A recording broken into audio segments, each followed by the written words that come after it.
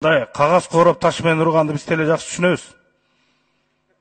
Анти урбай эле фамилияны айтпай эле, анан кыйкыргандар депчи. Биринчи өзүңөр күзгүдөн көргүлө өзүңөрдү. Кайсы учурда каерде жүрдүрөңөр.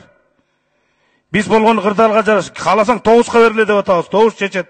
Кааласаң 7%ке бергиле, ошол чечет да.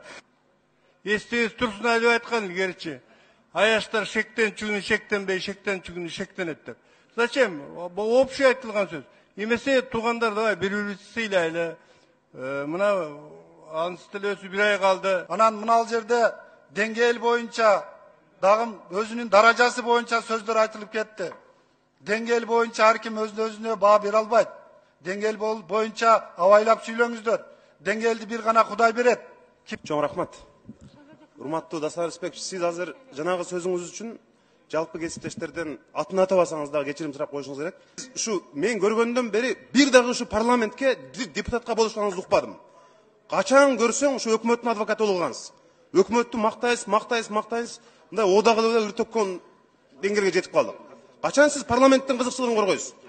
Депутаттарды өкмөт бизди кагып силксе, күч органдары бул жерге кагып силксе дагы сиз унчукпайсыз. Сиз депутаттарды эле коргошуңуз керек. Жаңылбас жак, мүдүрүлгөн туяк болбойт да, урматтуу депутаттар. Ар кимибиз жаңылабыз. Мен да жаңылам кээ кезде. Анан ар бир жаңылышты кармап алып, бурчка такап кыскандан алыс бололу.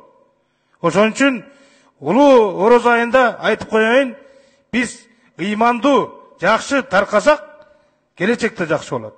Мына жерде ызуучу кылып атасыңар да.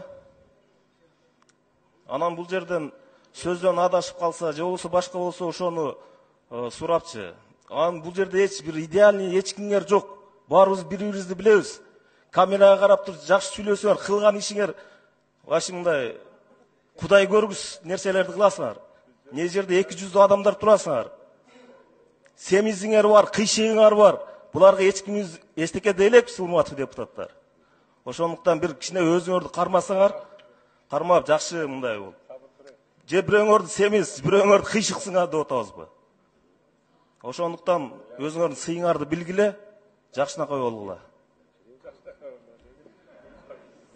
Рахмат.